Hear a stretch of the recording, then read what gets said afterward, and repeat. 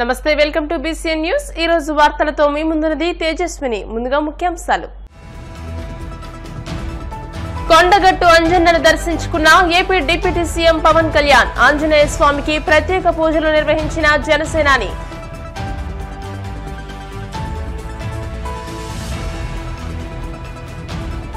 కాకినాడలో పౌర సరఫరాల శాఖ మంత్రి నాదెండ్ల మనోహర్ సమీక్ష। త్వరలో రేషన్ బియ్యం దందాపై సిఐడిను ఇన్వాల్వ్ చేస్తామని స్పష్టం।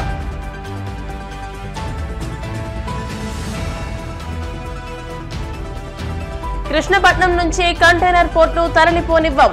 రైతులు ఉద్యోగుల కోసం అవసరమైతే అదానీ కాళ్లు పట్టుకుంటానన్న ఎమ్మెల్యే సోమిరెడ్డి।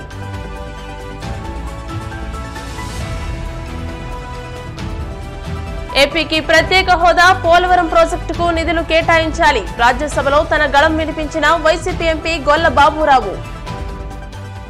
ఏపీ ఉప ముఖ్యమంత్రి పవన్ కళ్యాణ్ నేడు తెలంగాణలోని జగిత్యాల జిల్లాలో ఉన్న కొండగట్టు అంజన్న పుణ్యక్షేత్రానికి విచ్చేశారు।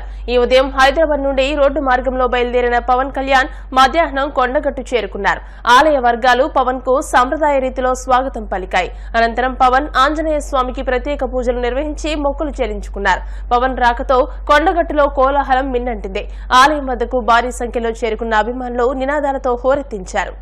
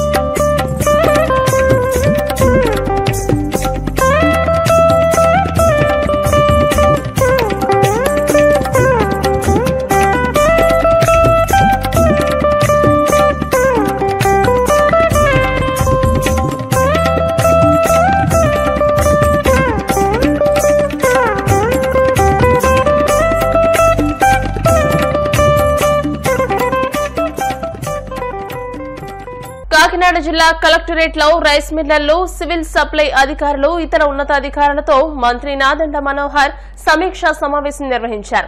నిన్న క్షేత్రస్థాయి పరిశీలనలో గోడౌన్లలో ఉన్న రేషన్ బియ్యంపై సమాచారం అడిగి తెలుసుకున్నారు। గత 5 ఏళ్లలో ఎన్ని తనిఖీలు చేశారని అధికారులను మంత్రి ప్రశ్నించారు। రేషన్ బియ్యం మాఫియా, ధాన్యం కొనుగోలులో జరుగుతున్న గోల్మాల్ ఏంటని ఆరా తీశారు।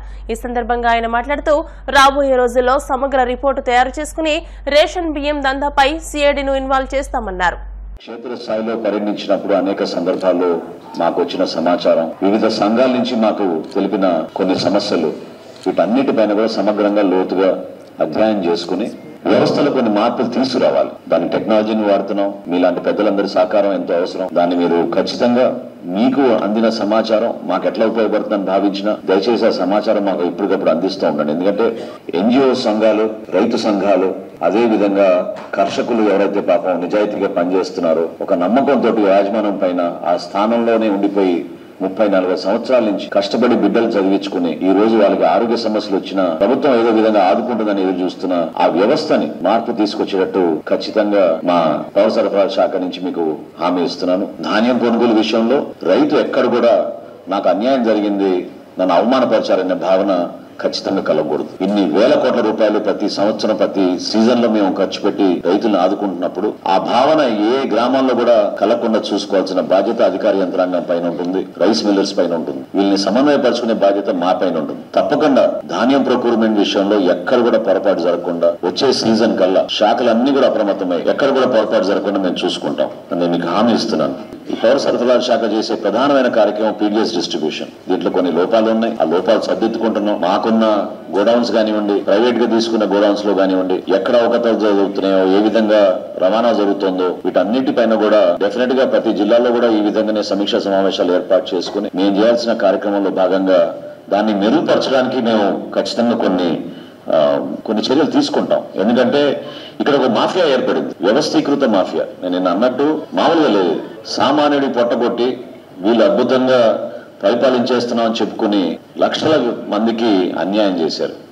39 రూపాయలు పర్ కిలో బియ్యం మీకు సరఫరా మేము కొని మీకు ఇస్తుంటే రూపాయికి 8 రూపాయలకి 10 రూపాయలకి ఈ దళారులు వచ్చి ఈ మాఫియా ఏర్పాటు చేసి ఒక కార్టెల్ గా వీరు ఏర్పడి కాకినాడ పోర్టుని అడ్డగా మార్చుకుని రాష్ట్ర వ్యాప్తంగా ఇక్కడ తీసుకొచ్చి ఇది ఒక భారీ దందాకి వీళ్ళు పాల్గొన్నారు. అది ఖచ్చితంగా మేము దాన్ని అడ్డుపడతాం. ఎవరిని కూడా వదలం దీంట్లో. దానికి మాత్రం అందరూ సిద్ధం అవ్వాల్సిందే. అందులో భాగంగా నిన్న కాకినాడ పోర్టు గురించి మనకు వచ్చిన సమాచారం, స్థానికంగా ఉన్న ఇక్కడ జరుగుతున్న వ్యాపారాల గురించి మాకు ఇన్ఫర్మేషన్ వచ్చినప్పుడు నేను ఉదయం నుంచి ఎండి గారి నేతృత్వంలో 10 టీంలు ఏర్పాటు చేసి మేము కాకినాడ పరిసరాల్లో రైడ్స్ చేయడం జరిగింది. అందులో సుమారు 6 గోడౌన్స్లో మాకు చాలా స్పష్టంగా పీడిఎస్ రైస్ దొరికింది. ఆ శాంపిల్స్ తీసుకుని వాళ్ళపైన చట్టపరంగా చర్యలు తీసుకోవాల్సిన బాధ్యత ఉంది కాబట్టి మేము దాన్ని తప్పకుండా ఆ విధంగా ముందుకెళ్తాం. సుమారు 7,615 మెట్రిక్ టన్నులు నిన్న సీజ్ చేశాం. 7,615 మెట్రిక్ టన్నులు నిన్న సీజ్ చేశాం ఒక్క రోజులోనే. ఈ రోజున మళ్ళీ ఉదయం నుంచి ప్రారంభించాం. ఒక 3 చోట్ల మాకు స్పష్టంగా ఆధారాలు దొరుకుతున్నాయి. సో ఈ సమావేశం తర్వాత మరొకసారి ఫీల్డ్ ఇన్స్పెక్షన్కి నేను వెళ్తున్నాను. అక్కడ కూడా ఈ విధంగా వాళ్ళు ఆకుతల్లో పాల్పడితే ఖచ్చితంగా వాళ్ళని ఆ మెటీరియల్ అంతా సీజ్ చేసేసి ఆ మిల్స్ క్లోజ్ చేసి వాళ్ళకి చట్టపరంగా మేము చర్యలు తీసుకుంటాం. మీకు మరింత మేలు జరిగేటట్టు, భావితరాలకు ఉపయోగపడే విధంగా అన్ని కార్యక్రమాలు కూడా చాలా సక్రమంగా జరగడానికి మా వంతు మేము శ్రమిస్తాం. మీరందరూ కూడా దాంట్లో సహకరించండి, భాగస్వాములు అవ్వండి. మాకు ఈ అవకాశం కల్పించినందుకు మరొకసారి మీకు, మన రాష్ట్ర ప్రజలకి మనస్ఫూర్తిగా మీకు ధన్యవాదాలు తెలుపుకుంటూ కలెక్టర్ గారికి మరొకసారి thank you so much. Krishnapatnam నుంచి కంటైనర్ పోర్టును తరలిపోనివ్వబోమని నెల్లూరు జిల్లా సర్వేపల్లి ఎమ్మెల్యే సోమిరెడ్డి చంద్రమోహన్ రెడ్డి స్పష్టం చేశారు. కంటైనర్ పోర్టు తరలింపుతో 10,000 మంది ఉపాధి కోల్పోతారన్నారు. ఎన్డీఏ కూటమి ఎంపీలతో కేంద్ర ప్రభుత్వానికి విజ్ఞప్తి చేస్తామని, రైతులు ఉద్యోగుల కోసం అవసరమైతే అదానీ కాళ్లు పట్టుకుంటానని వ్యాఖ్యానించారు. కృష్ణపట్నం పోర్టు కంటైనర్ టెర్మినల్ కార్యకలాపాలను యథావిధిగా కొనసాగించాలంటూ కార్మిక సంఘాలు డిమాండ్ చేస్తున్న విషయం తెలిసిందే. ఈ నేపథ్యంలో సర్వేపల్లి ఎమ్మెల్యే సోమిరెడ్డి ఆధ్వర్యంలో తరలిపోయిన కంటైనర్ పోర్టు ప్రాంతాన్ని అఖిలపక్షం నేతలు పరిశీలించారు. కంటైనర్ పోర్టును పునరుద్దరించాలని కోరుతూ పోర్టు సీఈఓకు నేతలు వినతిపత్రాన్ని అందజేశారు. రాష్ట్ర ప్రభుత్వానికి 900 నుంచి 1000 కోట్ల ఆదాయం వచ్చింది. ఈ రోజు పోయింది. ఓన్లీ డర్టీ కార్గోగా మిగిలిపోయింది. దుమ్ము ధూళి మా మొకాన, మా పొలాలు, మా గ్రామాలు, మా జీవితాలు మీకు తాకట్టు పెట్టాం. సివి రావు గారు 10 లక్షల కంటైనర్లకు తీసుకుపోతే ఆఖరికి వైజాగ్, బాంబే, చెన్నై ఎయిర్పోర్టుతో పోటీ పడితే అటువంటిది ఈరోజు జీరో చేసేస్తే మేమేమనుకున్నాము, సివి రావు గారు 10 లక్షలు అంటే అదానీ గారు 20 లక్షలకి తీసుకుపోతారనుకున్నాం. ఇట్లా మునిగిపోతే పోర్ట్ అని చెప్పి మేము అనుకోలే. ఇక్కడున్న రైతులు వాళ్ళ తాతలు ముత్తాతలు ఇచ్చిన భూములు హ్యాండ్ ఓవర్ చేసి ఖాళీ చేసి వెళ్ళిపోయినారు. కట్టుబట్టలతో గ్రామాలు ఖాళీ చేసిపోయినారు. ఆ రోజు 7 లక్షల రూపాయలకి ఎకరా ఇచ్చాం. ఈ రోజు 50 లక్షలు, 60 లక్షలు, కొన్ని రోడ్ సైడ్ 1 కోటి రూపాయలు ఉన్నాయి. రైతులు ఉన్న ఆస్తులు బాగుంటున్నారు. ఈరోజు దుమ్ము ధూళి మిగులుతా ఉంది. అందుకే నేను చెప్తుండా, ఇప్పుడు చెప్పొచ్చాం, జీజే రావు గారికి చెప్పొచ్చాం, అయ్యా అదానీ గారి లాంటి ప్రపంచంలోనే అత్యంత ధనికుడైన ఆయనకి వరల్డ్ లో రిచెస్ట్ మ్యాన్ లో 12-13 ర్యాంకులో ఉన్నాడు ఆయన. ఆయనకి ఇదంతా ఎంత, ఇది ఒక బొట్టు, నీటి బొట్టుతో సమానం ఆయనకి. అటువంటిది ఈ విధంగా చేయటం కరెక్ట్ కాదని చెప్పి మేము చెప్పాం. ఈరోజు బీజేపీ, జనసేన, సిపిఐ అన్ని పార్టీలు వచ్చింది. ఏం కావాలో చెప్పండి, మేము ముఖ్యమంత్రి గారిని వేడుకుంటాం. మేమందరం ఒకటి నిర్ణయించుకున్నాం, దీంట్లో రాజీ లేదు. కూటమి అందరం కలిసి ఇతర పార్టీలు ఎవరు వస్తే వాళ్ళని తీసుకుని ఢిల్లీకి పోతాం. కేంద్ర ప్రభుత్వానికి విజ్ఞప్తి చేస్తాం, చంద్రబాబు నాయుడు గారికి విజ్ఞప్తి చేస్తాం, అదానీ గారి చేతులు పట్టుకుంటాం, కావాలంటే కాళ్ళు పట్టుకుంటాం, కానీ వదిలిపెట్టాం. కంటైనర్ పోర్టు తిరిగి రాకపోతే వదిలిపెట్టాం.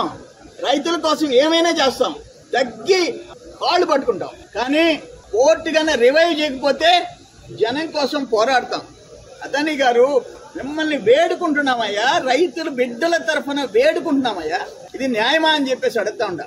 సివి రావు గారు కావాల్సిన ఎవరైతే కంపెనీలు ఉన్నాయో వాళ్ళందరికీ ఇక్కడ max, MSc, CMA, CGM, evergreen, YML, HMM 20 liners అందరూ తిరిగి కార్యకలాపాలు కొనసాగించేదాకా బర్త్ ఛార్జెస్, హ్యాండ్లింగ్ ఛార్జెస్ అంతకుముందు ఏముండాయో అవి ఇక్కడ మళ్ళీ అమలు చేయండి. ఆటోమేటిక్ గా మీరు పెంచిన ఇవన్నీ తగ్గించేసి వెజల్స్ నడిపించండి. ఈ కంపెనీలన్నీ వస్తాయి, బ్రహ్మాండంగా మళ్ళీ పూర్వ వైభవం వస్తుంది. ఈ దేశంలో ఆ టాప్ ర్యాంక్ లో ఉన్న మూడింటితో మళ్ళీ పోటీ పడుతుంది. ఇది నిజంగా బాధగా ఉంది. వైజాగ్, బాంబే, చెన్నై పోర్టుతో పోటీ పడిన కృష్ణపట్నం పోర్ట్ ఈరోజు మూలకు వచ్చిందంటే మేము జీర్ణించుకోలేకపోతున్నాం. రాజీ లేకుండా పోరాటం చేస్తాం, జనం కోసం పోరాటం చేస్తాం. ఉద్యోగాలు పోగొట్టుకున్న 30,000, 50,000, 1,50,000 వచ్చేవాళ్ళు ఈరోజు కూలికి పోయే పరిస్థితి వచ్చింది. 10,000 మంది వాళ్ళ కోసం పోరాడతాం. అధికారంలో ఉన్నా లేకపోయినా ఆంధ్రప్రదేశ్ హక్కుల సాధన కోసం పోరాటం ఆగదని వైసీపీ ప్రకటించింది. రాజ్యసభలో రాష్ట్రపతి ద్రౌపది ముర్ము ప్రసంగానికి ధన్యవాదాల తీర్మానంపై రాజ్యసభ చైర్మన్ చర్చ ప్రారంభించారు. ఈ సందర్భంలో ఏపీ అంశాలపై వైసీపీ ఎంపీ గొల్ల బాబురావు మాట్లాడారు. ఆంధ్రప్రదేశ్ కు ప్రత్యేక హోదా ఇవ్వాలని, పోలవరం ప్రాజెక్టుకు నిధులు కేటాయించాలని కోరారు. ఏపీలో ఎన్నికల అనంతర హింసను అరికట్టాలన్నారు. విశాఖ స్టీల్ ప్లాంట్ను గాడిలో పెట్టేందుకు తగిన గనులను కేటాయించాలని, నిరుద్యోగులకు ఉద్యోగాలు, ఉపాధి కల్పనకు కేంద్రం చర్యలు తీసుకోవాలని ఆయన కోరారు. Really feel proud to say that on behalf of my entire our Dalit Samaj, I thank our former Chief Minister Shri Jagan Mohan Reddy ji. I want to bring some important problems in our state.